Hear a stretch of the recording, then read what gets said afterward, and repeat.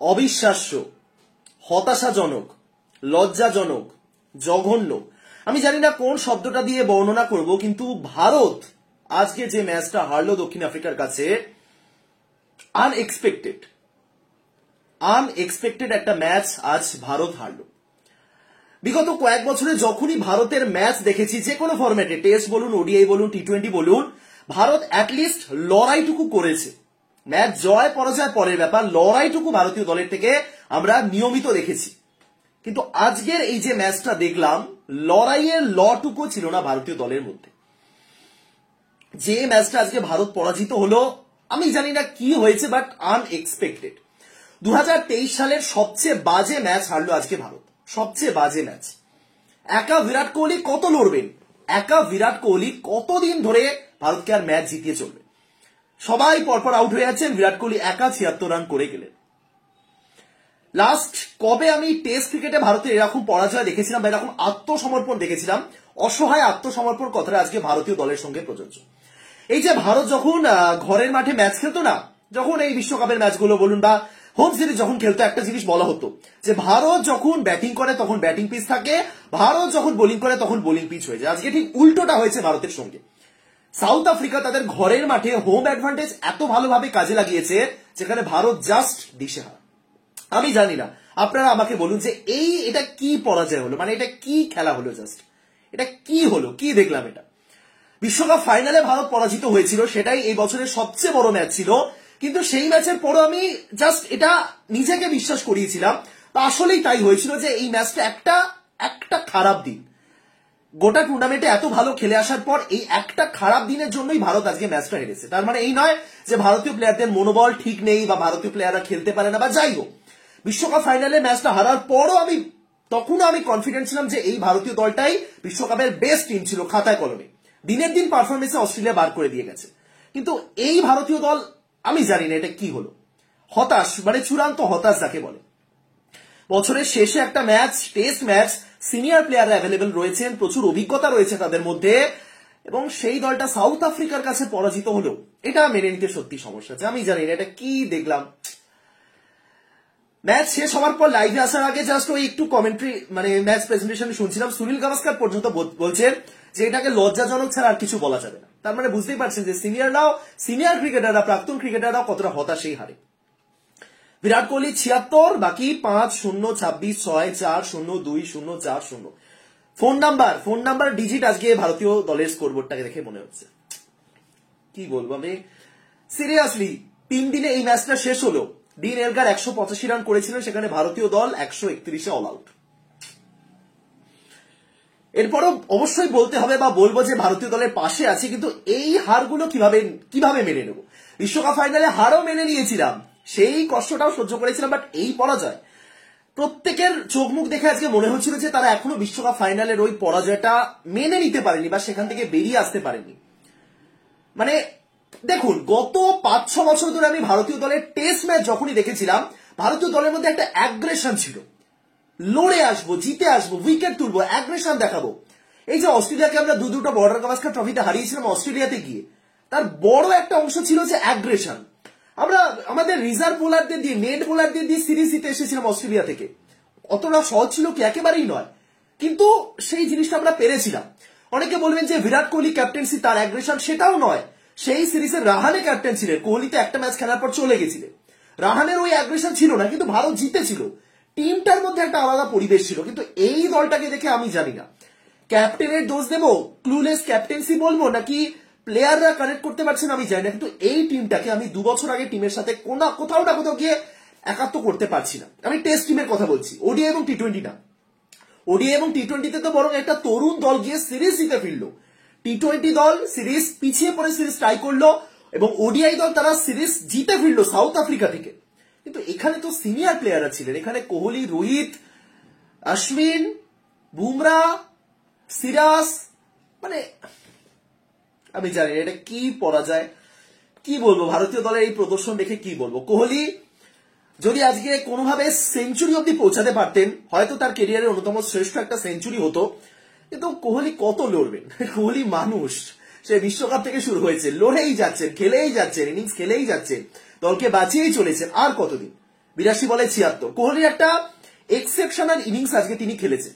মানে এই 82 বলে 76 রান টেস্টে কোহলি করবেন এমনটা আমরা দেখিনি।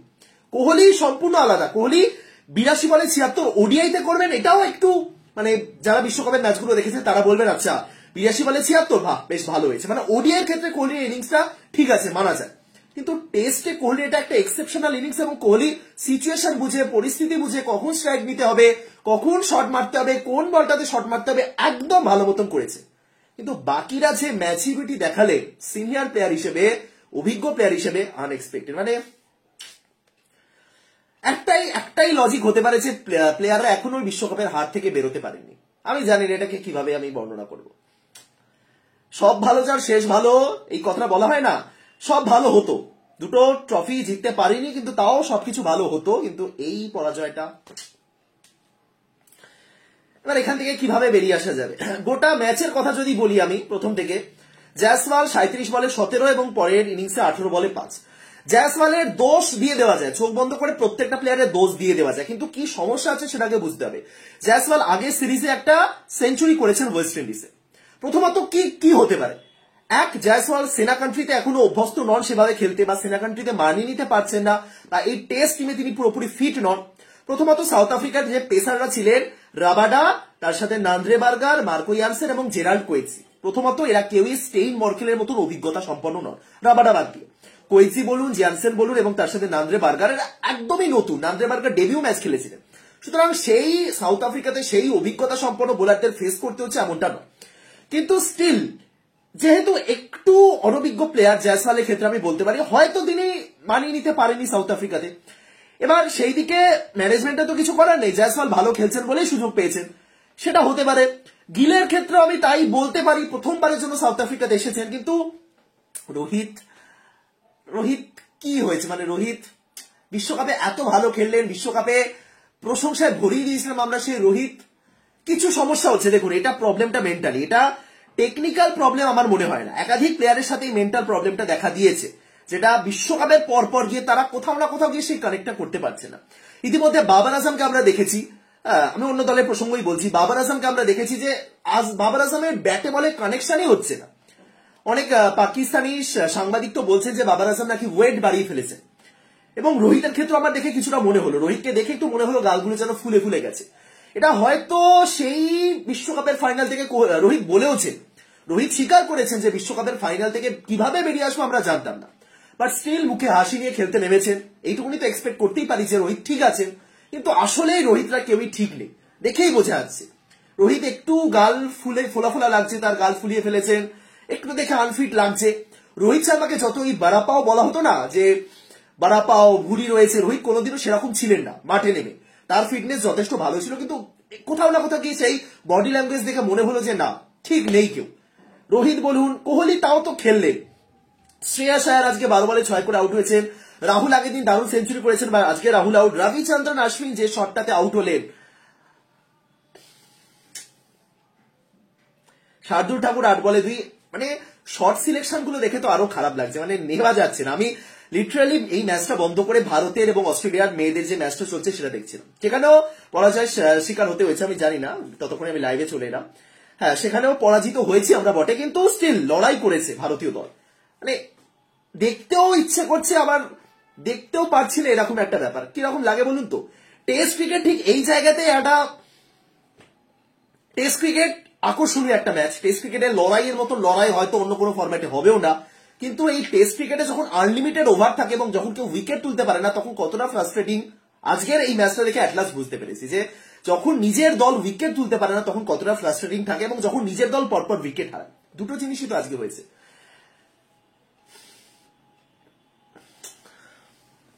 আমি জানি না, বলতে পারবো না।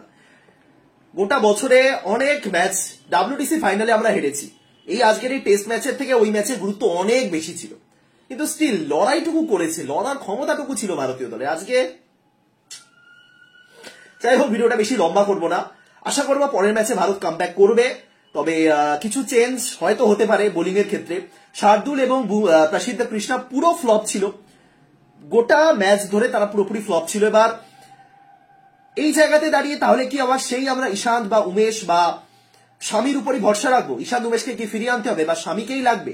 মেবি পরের ম্যাচে মুকেশ কুমার খেলবেন প্রসিদ্ধ কৃষ্ণার জায়গায়, কিন্তু নতুন জায়গাতে তো আমাদের যেতে হবে, তাই না? ঈশান শর্মার বয়স হয়ে গেছে, তিনি আর মেবি খেলবেন না। উমেশেরও বয়স হয়ে গেছে, স্বামীও প্রায় ক্যারিয়ারের শেষ ভাগে দাঁড়িয়ে আছেন। এখন অপশন বলতে তো আমাদের কাছে বুমরা বা এই সিরাজ বা ঠাকুর বা নতুন যারা আসবে তাদের নিয়ে টেস্ট ম্যাচ জিততেও তো শিখতে হবে না? সে অ্যাগ্রেশনটাই তো মিসিং গোটা ম্যাচে। মোহাম্মদ সিরাজ ওডিআইতে যে অ্যাগ্রেশনটা দেখান, যেভাবে তাকান, যে চাহনিটা দেখান, টেস্টে সেই জিনিসটা দেখতে পাচ্ছেন। বরং টেস্টে আজকে সাউথ আফ্রিকার দলে কারা আছে? Tony de Zorzi, Keegan Petersen, Bedingham, Verreynne, Marco Jansen, Coetzee, Nandre Burger, এরা তো প্রত্যেকেই তরুণ ক্রিকেটার। তরুণ না হলেও প্রত্যেকেই অনভিজ্ঞ, সবে সবে এসেছে। নান্দ্রে বার্গারের আজকে ডেবিউ। নান্দ্রে বার্গার একটু বয়স আছে, 28 বছর বয়স। যাই হোক, এদের তো একটু চেপে ধরা যেত। একা এলগার এবং ইয়ানসেনের উইকেটটাও নেওয়া তো সেরকম হয়ে গেছিল। যাই হোক, মানে সত্যি কথা বলতে গোটা বছরে আমি এতটা হতাশ হইনি যেটা বছরের শেষে এসে হতে হলো। এটা আমার কাছে বছরের সবচেয়ে খারাপ ম্যাচ ভারত হারলো। ভারতীয় দলও সেটা জানে, আলাদা করে কিছু বলার নেই। সেই লড়াইটা দেখতে পেলাম না, অসহায় আত্মসমর্পণ হলো। একা কোহলি লড়ে গেলেন, রোজ প্রমাণ করে চলেছেন। এই 2023 সালে বিরাট কোহলির ব্যাটিং অ্যাভারেজ 3 ফরম্যাট মিলিয়ে, টি20 খেলেননি, ওডিআই এবং টেস্ট মিলিয়ে 67-র বেশি অ্যাভারেজ রয়েছে বিরাট কোহলি। বুঝতে পারছেন কোন লেভেলে খেলেছেন কোহলি? বিরাট কোহলি প্রবাবলি এই 2023-এর বর্ষসেরা ক্রিকেটার হবেন। বর্ষসেরা ক্রিকেটার, ওডিআই বা টেস্টের কথা বলছি না। কিন্তু কোহলিকে সঙ্গ দেওয়ার জন্য যে একটা প্লেয়ারকে দরকার। কোহলিকে দেখলাম একটা সময় মাথা হেড, জাস্ট মাথা নিচু। কোহলি নিজেও বুঝে উঠতে পারছেন না যে কি হয়েছে। বিশ্বকাপ ফাইনালেও আমরা হেরেছিলাম, আমরা 7 উইকেটে হেরেছিলাম, অস্ট্রেলিয়ার কাছে হেরেছিলাম, কিন্তু অ্যাটলিস্ট সেই আশাটা ছিল যে না পারবো, না একটা ব্রেক থ্রু আসবে, একটা উইকেট আসবে, বুমরা একটা উইকেট তুলবে, এই স্বামী এক্ষুনি কামব্যাক করলেন, এই পারবে এক্ষুনি একটা উইকেট পড়বে। এই ম্যাচ দেখে মনে হচ্ছে যে কত তাড়াতাড়ি উইকেট, মানে কত তাড়াতাড়ি না, মানে কতক্ষণ একটা ব্যাটার ক্রিজে টিকে থাকতে পারে, এরকমই ফিল আসছে। তারা বুঝতে পারছেন? ওয়েল প্লেড সাউথ আফ্রিকা, ভালো জয় পেল তারা একটা। পরের ম্যাচ রয়েছে, আশা করবো নতুন বছরটা জয় দিয়ে শুরু হবে। ডাব্লিউটিসির এবারে পয়েন্টস টেবিলে ভারত 5 নম্বরে মেবি চলে গেছে, যেটা অনেকটাই পিছিয়ে গেছে। দুখানা ডাব্লিউটিসি ভারত খেলেছে, দুটোতেই ফাইনালে পৌঁছেছে, চ্যাম্পিয়ন হতে পারেনি, কিন্তু ফাইনালটাও কম কথা নয়। কনসিস্টেন্টলি ফাইনাল অব্দি পৌঁছানো, কিন্তু এক্ষেত্রে এই প্রদর্শন একটা পুরোপুরি চেঞ্জ দল, যেখানে পূজারা থাকবেন না, যেখানে রাহানে থাকবেন না, যেখানে ঈশান উমেশের মতন প্লেয়াররা থাকবেন না, সেই জায়গাতে দাঁড়িয়েও কিন্তু ভারতকে জিততে হবে। That's it. Best of luck ভবিষ্যতের জন্য। বছর শেষ হলো ভারতীয় দলের, সব ভালো যার শেষ ভালো হলো না, কিন্তু যাই হোক, ভারতীয় দলের একটা মানে কেমন কাটলো বছর সেই নিয়ে একটা ভিডিও হবে আলাদা করে। আজকে ভিডিওটা এখানে শেষ করছি। ভালো থাকুন, সুস্থ থাকুন, দেখা হচ্ছে পরের ভিডিওতে। তোদের সবাইকে টাটা, গুড নাইট তো হলো না, যাই হোক, আশা করবো নতুন বছর ভালো হবে। বছর চলেই এলো, অ্যাডভান্স না এখন হ্যাপি নিউ ইয়ার জানানো হবে না, ঠিক হবে না। যাই হোক, দেখা হচ্ছে পরের ভিডিওতে, টাটা।